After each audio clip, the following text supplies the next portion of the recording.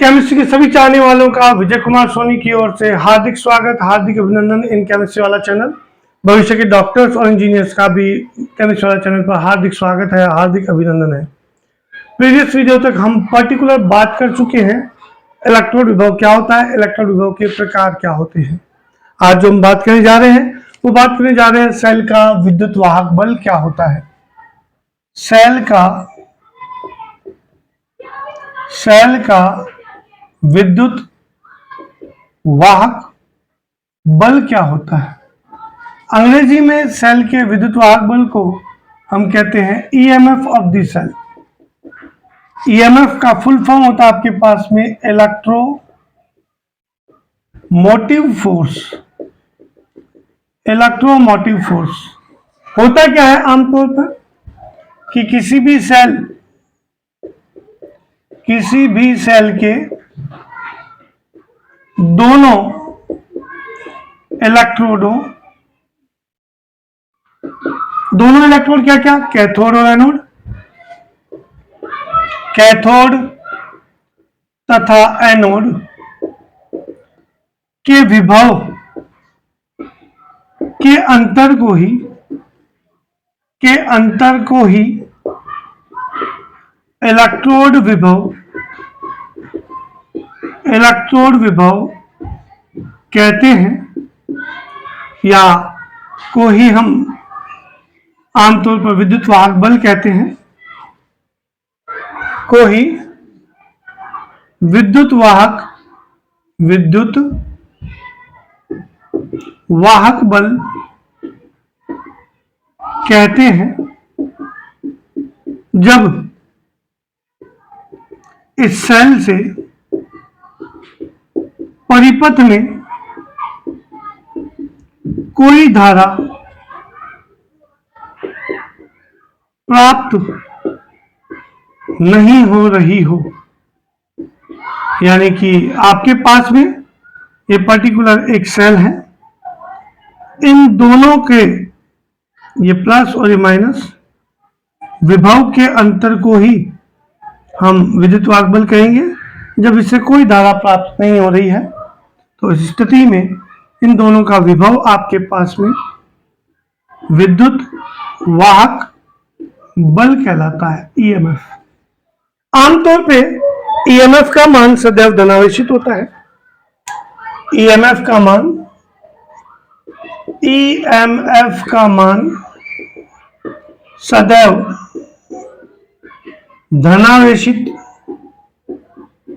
होता है, कभी भी नेगेटिव नहीं हो सकता। अतः इसको जब भी कैलकुलेट करते हैं, ईएमएफ ऑफ सेल की बात करूं यहां पर, तो इसे व्यक्त किया जाता है ई सेल के द्वारा। तो यहां ई सेल बराबर होगा आपके पास में ई सेल बराबर ई कैथोड माइनस ई एनोड। ये तो थी बात ईएमएफ की। हमें मालूम है पर्टिकुलर कि किसी भी सेल में, पर्टिकुलर स्पेशली गैल्वेनिक सेल की बात करूं तो उसमें एनोड लेफ्ट में होता है, कैथोड राइट में होता है। यानी कि उस सीक्वेंस का अगर यूज करूं तो यहां आपके पास में ई सेल का मान हो जाएगा ई, जस्ट बाएं से दाएं जाए तो ई दायां और माइनस ई बायां। ये फार्मूला काम में ले सकते हैं आप पर्टिकुलर, या इसको आप यूं भी कह सकते हैं ई सेल बराबर ई आपने कर दिया राइट, आर मीन्स राइट, और ई आपने कर दिया एल, लेफ्ट कर दिया। तो इन सभी फार्मूलों से आप पर्टिकुलर ईएमएफ का मान निकाल सकते हैं। परिस्थितियां अगर मानक हो तो मानक परिस्थितियों में,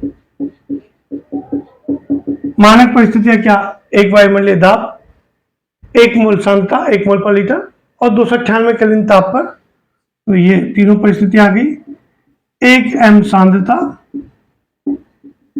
298 केल्विन ताप और 1 वायुमंडलीय दाब की बात कर लें तो ये सब मानक परिस्थितियां कहलाती हैं।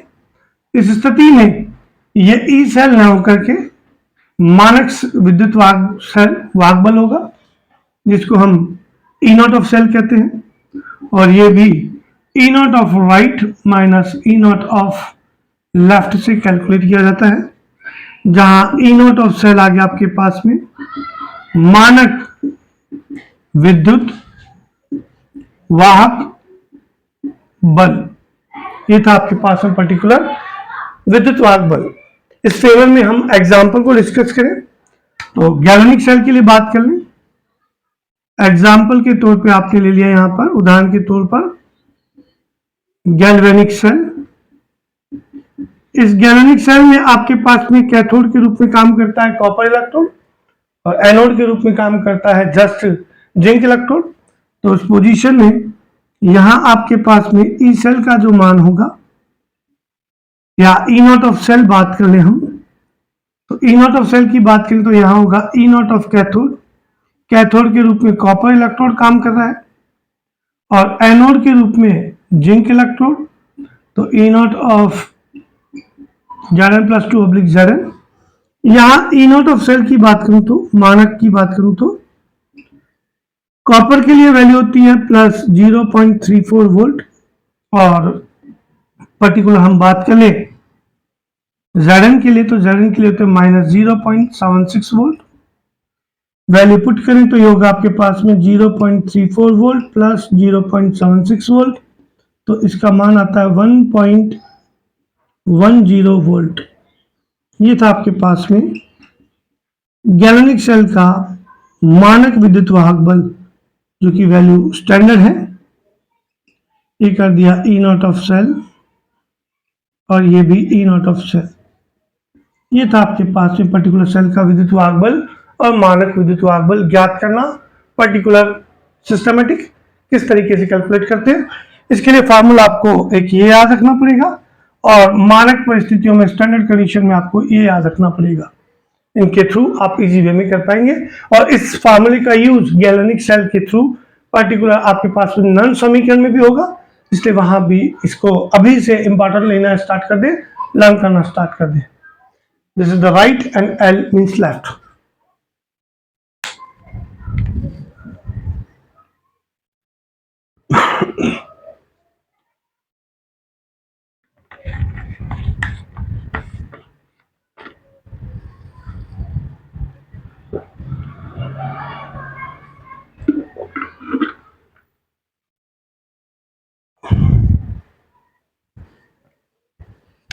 इसी सीक्वेंस में अगले टॉपिक की बात करें, ये तो था आपके पास में विद्युत वाहक बल और उसका पर्टिकुलर उसको कैलकुलेट कैसे किया जाता है, मान कैसे ज्ञात करते हैं पारिभाषिक रूप से।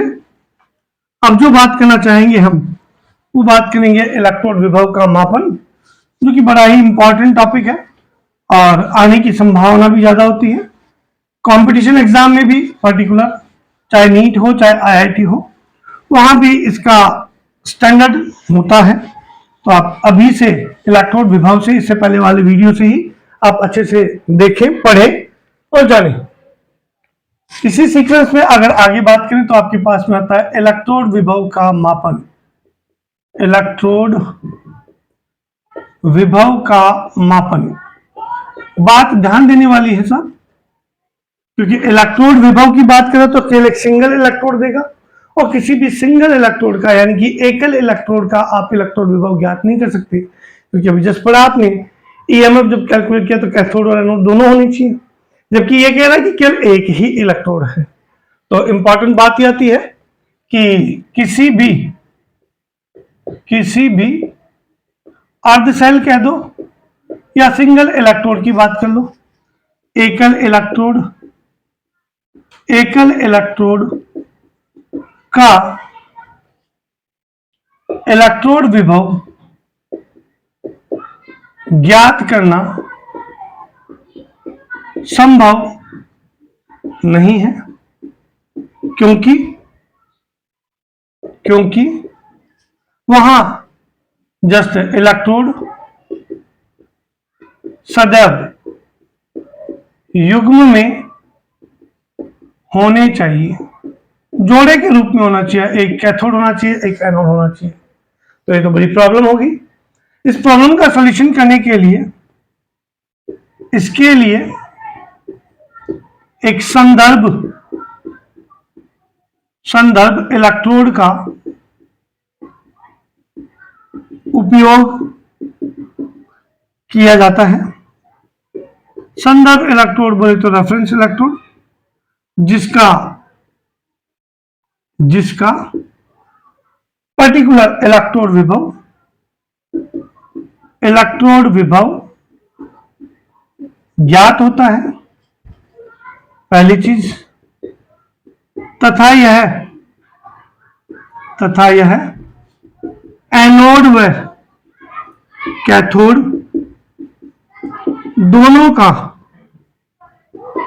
कार्य भी करता है।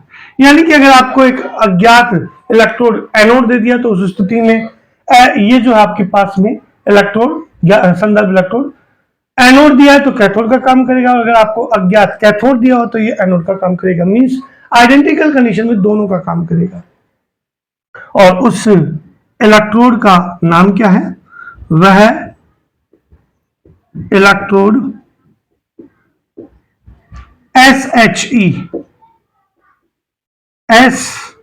SHE स्टैंडर्ड हाइड्रोजन इलेक्ट्रोड बोले तो मानक हाइड्रोजन इलेक्ट्रोड होता है, SHE होता है। और इसके इलेक्ट्रोड विभव की बात करूं तो मैं पर्टिकुलर E0 की वैल्यू या वहां पर E की वैल्यू आप लोग पर्टिकुलर 0.00 वोल्ट होती है सदैव, चाहे वो एनोड का काम करे चाहे वो कैथोड का काम करे। ये थी बात। SHE का उपयोग कर सकते हैं हम। तो फिर SHE होता क्या है, उसकी संरचना क्या होती है, उसके बारे में जाने, और वो कैसे एनोड और कैथोड का काम करता है। तो ये आ गया आपके पास में मानक hydrogen electrode, standard hydrogen electrode या मानक हाइड्रोजन इलेक्ट्रोड। अगर मानक हाइड्रोजन इलेक्ट्रोड की बात करूं तो मैं इसकी संरचना में आपको कुछ इस प्रकार से एक पात्र मिलता है। ये आ गया आपके पास में एक पात्र जिसमें एक ग्लास की ट्यूब लगी होती है, कुछ इस प्रकार से कांच की नली, जिसकी संरचना कुछ इस प्रकार से होती है, कुछ इस प्रकार से। और यहां भी कुछ इस प्रकार से।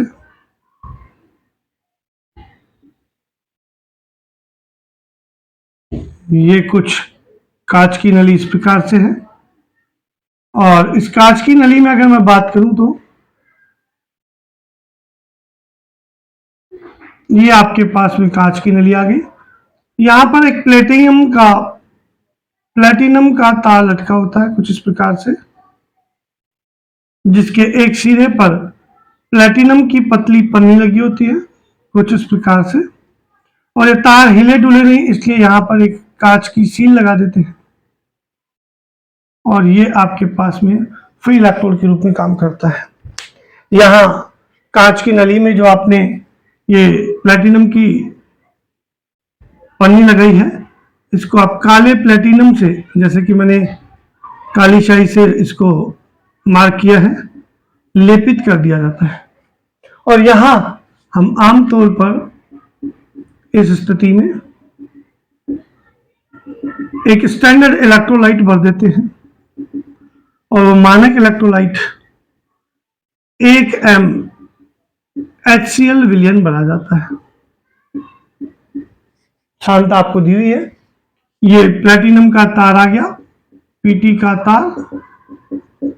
ये यहां पर एक बार पर 5 मिनट आप पर जस्ट H2 गैस को प्रोवाइड करते हैं। ये प्लेटिनम का तार आ गया, ये कांच की सील आ गई, कांच की सील। और ये होती है संरचना SHE की, मानक हाइड्रोजन इलेक्ट्रोड की। मानक हाइड्रोजन इलेक्ट्रोड की संरचना होती है। फिर से बात को रिपीट करूं, एक पात्र होगा कांच का पात्र, जिसमें एक कांच की नलिका कुछ इस प्रकार से लगी होगी, उसमें एक प्लेटिनम का तार जाएगा जिसे कांच की सील से सील कर देगा ताकि तार हिले नहीं, और उसके दूसरे सिरे पर यहां पर काले प्लेटिनम से लेपित ये वाली काले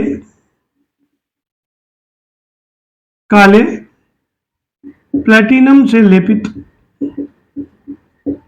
प्लेटिनम की पन्नी है, ये संरचना होती है। हमने कहा ना, इसका इलेक्ट्रोड विभव आपको ज्ञात होता है। इलेक्ट्रोड विभव सदैव इसका होगा 0.00 वोल्ट। जब ये एनोड के रूप में काम करेगा, तो नो डाउट यहां ऑक्सीकरण होगा, ऑक्सीकरण अभिक्रिया होगी। तो कैसे होगी? H2 गैस को आपने प्रवाहित किया है तो ये कुछ इस प्रकार से परिवर्तित होगा। H2 गैस को आपने प्रवाहित किया तो ये टूटेगा तो 2H प्लस 2 इलेक्ट्रॉन देगा। इसका प्रदर्शन कैसे करेंगे तो हम पढ़ चुके हैं। आमतौर पर यहां पर प्लैटिनम का इलेक्ट्रोड लिया हुआ है जो कि सॉलिड है। पहले परमाणु लेते हैं हम लोग, तो ये कर दिया आपने H2 जिसका एक बार दाब है, ये बदल रहा है आपके पास में H प्लस में। हम यहाँ H प्लस ही यूज करेंगे, इलेक्ट्रॉन को शो नहीं करेंगे, एक ही स्पीसीज यूज करेंगे। सामान्यतः आपको यहाँ पर AKM दी हुई है, तो उस स्थिति में इस सेल का प्रदर्शन आपके पास में ये कुछ होगा। अगर ये पर्टिकुलर कैथोड का काम करे तो नो डाउट SHE पर अपचयन की अभिक्रिया होगी। तो अभिक्रिया उल्टी होगी। उस स्थिति में 2H प्लस इलेक्ट्रॉन ग्रहण करके H2 गैस में परिवर्तित होगी। एनोड का काम करे तो ऑक्सीकरण हो रहा है, कैथोड का काम करेगा तो अपचयन होगा। उस स्थिति में इसका प्रदर्शन उल्टा हो जाएगा। यहां हो जाएगा आपके पास में H प्लस जिसकी सांद्रता 1m है, परिवर्तित होगी H2 में जिसका वायुमंडलीय दाब 1 बार है, और यहाँ पर Pt का स्टैंडर्ड इलेक्ट्रोड काम में लिया जाता है। ये हम सेल के प्रदर्शन में बात कर चुके हैं, ये दोनों तरीके जो कि आपको याद रखने हैं। और ये था आपके पास में SHE।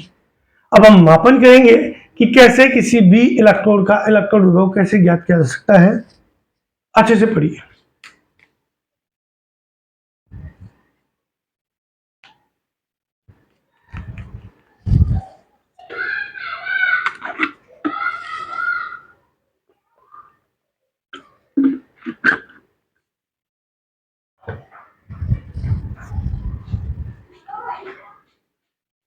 तो ध्यान दें, इलेक्ट्रोड विभव का मापन कैसे करते हैं। यदि आपको कोई भी दिया गया अज्ञात अर्धसेल कैथोड दे दिया जाए तो उस स्थिति में SHE बताया ना एनोड का काम करेगा, और अगर अज्ञात अर्धसेल आपको एनोड दे दिया तो फिर SHE कैथोड के रूप में काम करता है।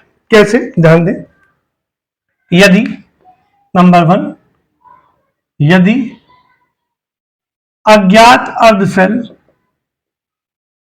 अर्धसेल एनोड के रूप में कार्य करे तो उस स्थिति में दिया गया अज्ञात इलेक्ट्रोड आपको एनोड दे दिया तो उस स्थिति में कैथोड का काम करेगा। तो अब चित्रानुसार चित्र में कैसे व्यक्त करेंगे हम लोग, ध्यान दीजिएगा। ये आ गया आपके पास में अज्ञात अर्धसेल जो कि एनोड के रूप में दिया हुआ है, और ये आ गया आपका SHE कुछ इस प्रकार से। ये अज्ञात अर्धसेल आ गया आपके पास जो कि एनोड के रूप में, एनोड है तो बाईं तरफ आएगा, और दाईं ओर आप SHE काम में ले लेंगे। इसको थोड़ा सा वाइडर बना लें क्योंकि ग्लास ट्यूब को रखना थोड़ा सा टिपिकल होगा। तो ये थोड़ा सा आप कुछ इस प्रकार से बना लें, कुछ इस प्रकार से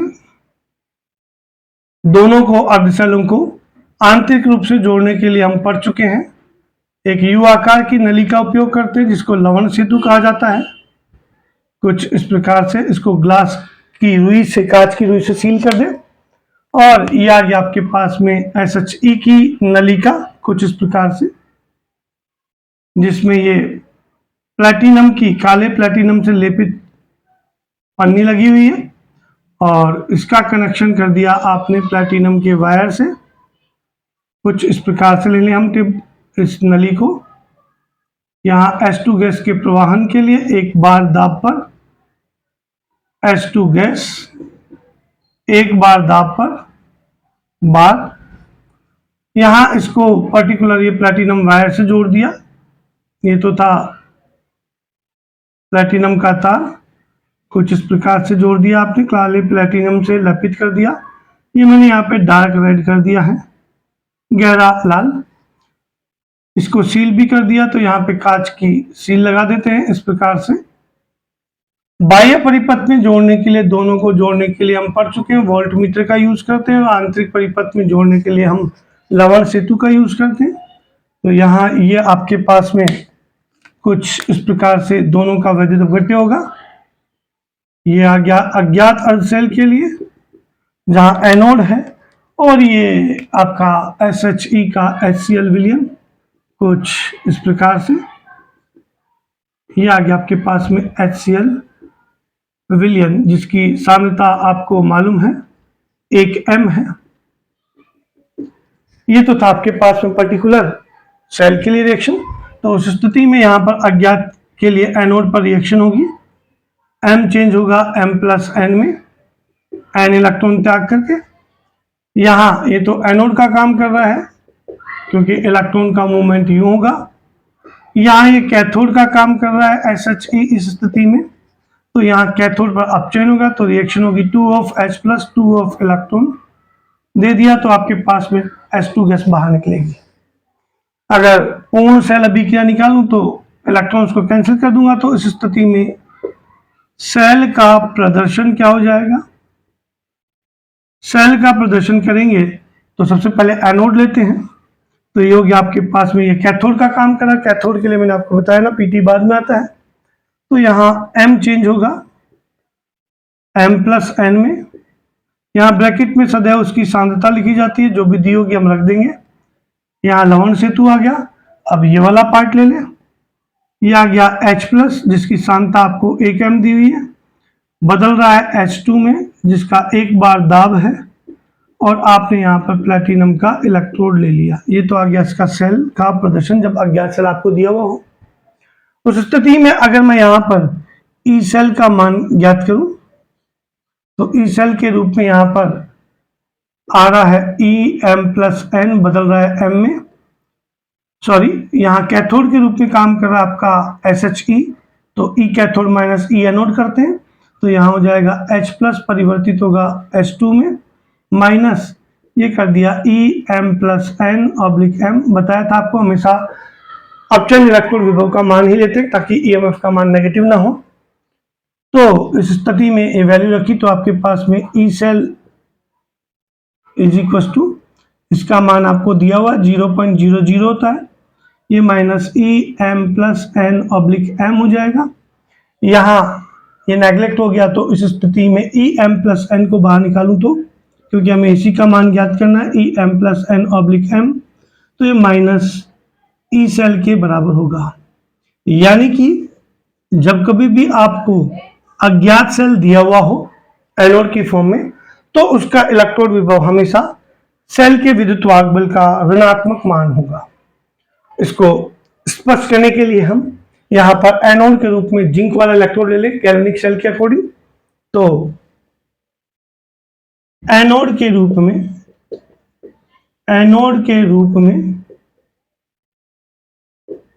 Zn इलेक्ट्रोड लेने पर, Zn इलेक्ट्रोड ले लिया साहब, तो अब क्या होगा, उस स्थिति में यहाँ पे रिएक्शन होगी, Zn चेंज होगा Zn+2 में, तो सेल की अभिक्रियाएं क्या होंगी, पहले हम उसकी बात कर लें।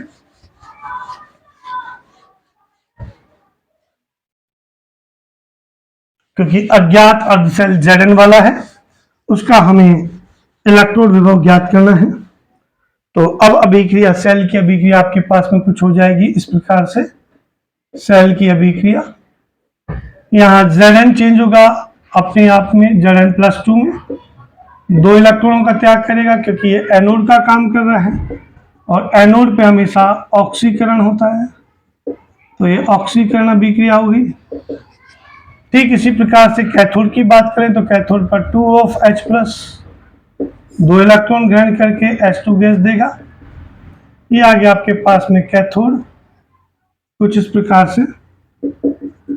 और यहां होगा अपचयन अभिक्रिया। अभिक्रिया का संतुलित रूप निकालें, पूर्ण सेल अभिक्रिया। तो यहां आपके पास में 2 इलेक्ट्रॉन से 2 इलेक्ट्रॉन कैंसिल, तो ये होगा Zn+2H+। पूर्ण सेल अभिक्रिया को आप कुछ इस प्रकार से व्यक्त कर सकते हैं। ये आपके पास में कुछ इस प्रकार से। तो पूर्ण सेल अभिक्रिया जब आप निकालेंगे तो यहां होगी लेफ्ट वाले लेफ्ट की तरफ, राइट वाले राइट की तरफ। ये आ गया Zn+2 और ये आ गया H2 गैस का निष्कासन। सेल के प्रदर्शन की भी बात करें इस स्थिति में, तो सेल का प्रदर्शन आपके पास में क्या हो जाएगा, एनोड Zn है, चेंज हो रहा है Zn+2 में। हमको मालूम है उसकी सांद्रता भी 1m होती है, ये लवण सेतु कर दिया आपने। यहां पर्टिकुलर अपचयन होगा तो ये H+ कर दिया, इसकी सांद्रता आपने 1m कर दी, बदल रहा है H2 गैस में, एक बार दाब है उसका। और प्लेटिनम का आप इलेक्ट्रोड काम में ले रहे हैं, ये सेल का प्रदर्शन हो गया। इस स्थिति में आपके पास में E0 ऑफ सेल या ई सेल की वैल्यू दी हुई होगी, वो होगी आपके पास में 0.76 वोल्ट मान रखें। तो चूंकि आपने ईएमएफ ऑफ द सेल को ई सेल से क्या रखा है, तो ई कैथोड, कैथोड के रूप में Cu+2/Cu हो जाएगा। एनोड की फॉर्म में आपके पास में E ऑफ Zn+2/Zn हो जाएगा। तो यहाँ ई सेल की वैल्यू आपको दी हुई है, E0 ऑफ यहाँ Cu के रूप में काम में नहीं ले रहे हैं, H+ काम में ले रहे हैं, तो कंफ्यूज ना हो क्योंकि SHE ही कैथोड के रूप में काम कर रहा है। तो H/S2 यहाँ वैल्यू रखी इसकी 0.00 होती है, पढ़ चुके हैं, -EZn+2/Zn। वैल्यू पुट करें तो ई सेल की वैल्यू होती है 0.76 वोल्ट, ये रही। और यहाँ हो गया आपके पास में -EZn+2/Zn। यहाँ से EZn+2/Zn की वैल्यू निकालें तो आपके पास में होगा -0.76 वोल्ट, और यही मान होता है Zn इलेक्ट्रोड के इलेक्ट्रोड विभव का मान एज अ 0.76 वोल्ट। ये था आपके पास में जब अज्ञात अर्धसेल आपको एनोड दिया हुआ हो। अब कैथोड दिया हो तो क्या होगा, अच्छे से पढ़िए।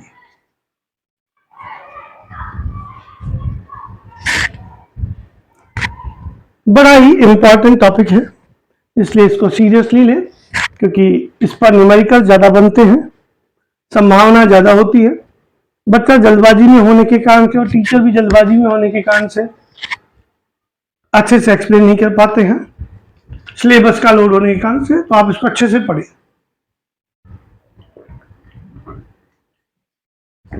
जैसा कि आपसे पहले प्रॉमिस कर चुका हूं, हर एक चीज सही तरीके से त्रुटि रहित आपको रिप्रेजेंट की जाएगी। इसी क्रम में आगे बात करूं नंबर 2, यदि अज्ञात अर्धसेल कैथोड के रूप में काम करे तो क्या होगा, डायग्राम भी सारा चेंज होगा। तो उसके लिए क्या होगा, स्थिति देखें नंबर 2 की बात करें। यदि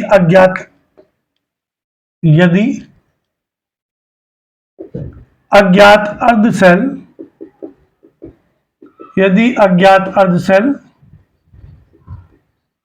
कैथोड के रूप में हो तो आप उसका इलेक्ट्रोड विभव कैसे निकालते हैं, बड़ा ही इंपॉर्टेंट है। जब आपको अज्ञात अर्धशैल कैथोड दिया हुआ है तो उस स्थिति में SHE मानक हाइड्रोजन इलेक्ट्रोड आपके पास में एनोड के रूप में काम करेगा। तो मानक हाइड्रोजन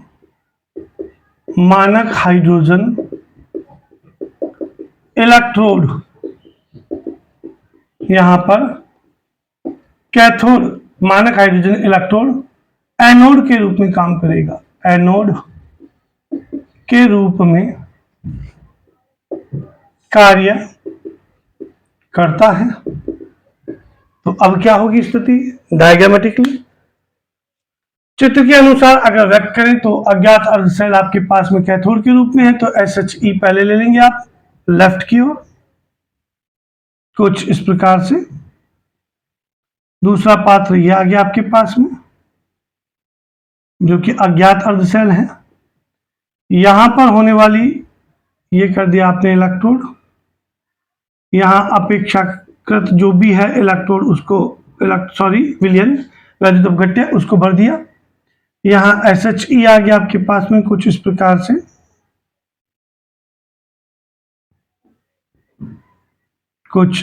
से, ये आपके पास में SHE जिसमें S2 के प्रवाहन के लिए हम इधर एक गैस के लिए रास्ता छोड़ देते हैं हर बार की तरह। यहां पर एक प्लेटिनम का तार लगा होगा कुछ इस प्रकार से।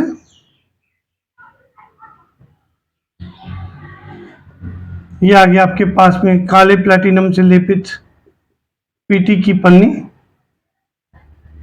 कुछ इस प्रकार से, और पूरे पात्र को आप डिप करके रख देते हैं, डुबो करके रख देते हैं एक MHCl में।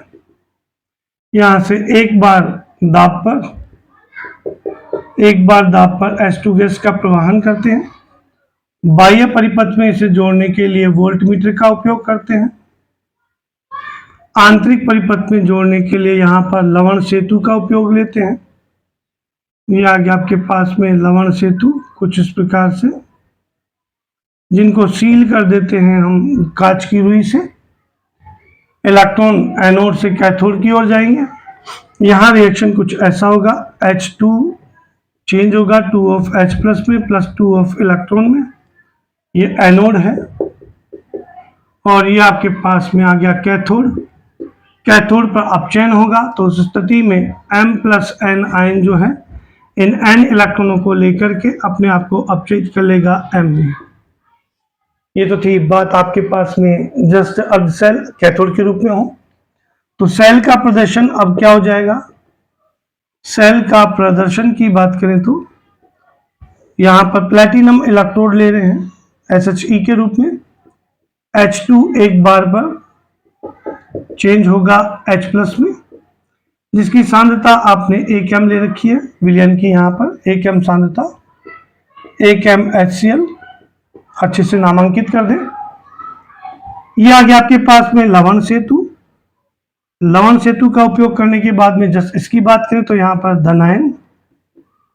धनायन के बाद में सांद्रता के बाद में वो किस में परिवर्तित हो रहा है, M में। ये सेल का प्रदर्शन आता है आपके पास में।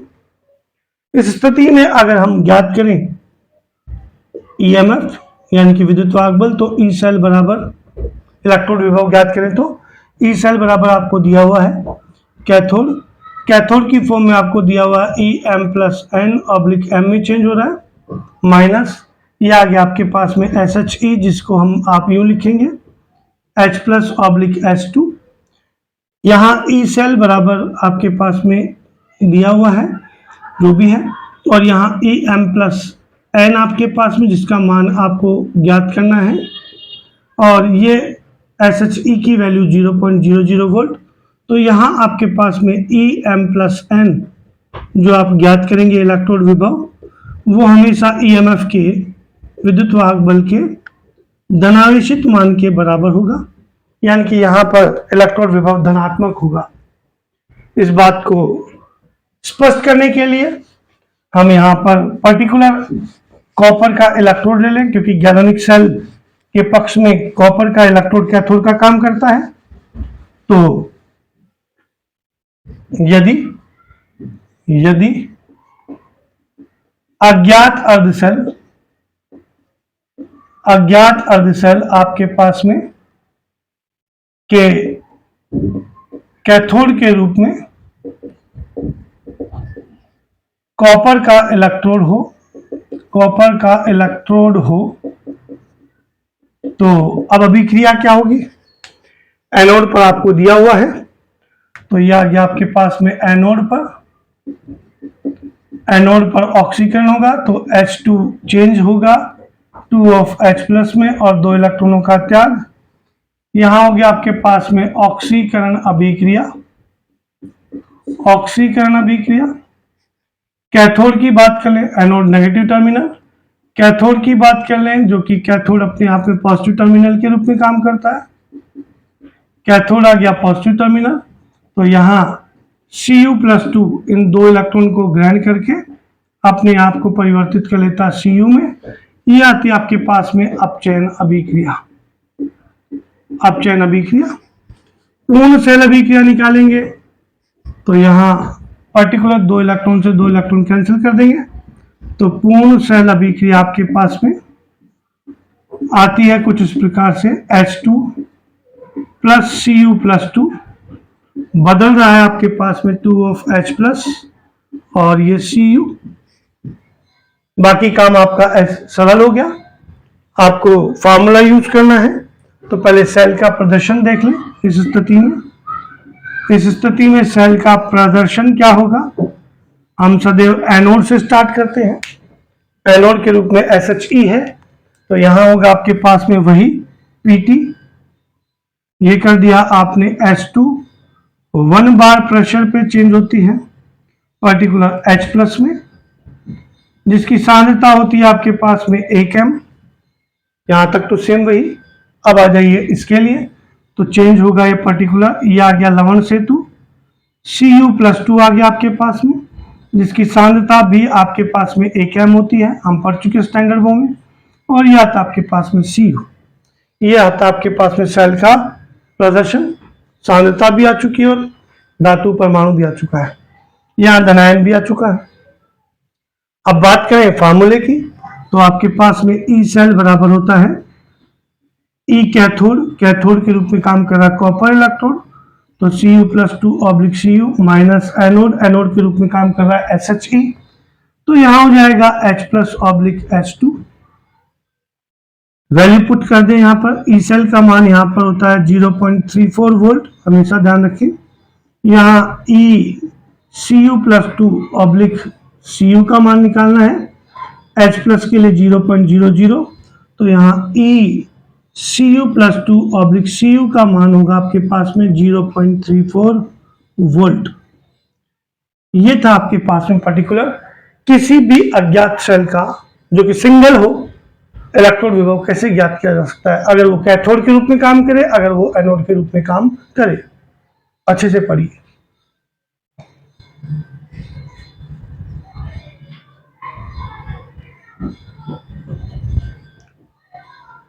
भविष्य के डॉक्टर्स और इंजीनियर्स, हमारी मुलाकात आपसे फिर होगी अगले वीडियो में एक नए टॉपिक के साथ में, जिसे हम कहते हैं इलेक्ट्रोड विभव या अपचयन इलेक्ट्रोड विभव। क्योंकि हम पढ़ चुके हैं ऑक्सीकरण इलेक्ट्रोड विभव का उपयोग कभी नहीं करते, क्योंकि विद्युत वाहकबल का मान उस स्थिति में ऋणावेशित हो जाएगा, इसलिए हम हमेशा अपचयन इलेक्ट्रोड विभव का या मानक अपचयन इलेक्ट्रोड विभव का उपयोग करते हैं। उसके क्या क्या उपयोग है, और फिर नॉन समीकरण, और उसके बाद में बैटरी की बात करते हुए चल का इस चैप्टर का समापन करेंगे। तब तक के लिए शुक्रिया, धन्यवाद। यही विश्वास जताते रहिए। मैक्सिमम से मैक्सिमम सब्सक्रिप्शन शेयर करना स्टार्ट कर दीजिए, पर्टिकुलर उन बच्चों तक भी पहुंच पाए जो हमारी पहुंच से भी दूर है। तब तक के लिए शुक्रिया, धन्यवाद।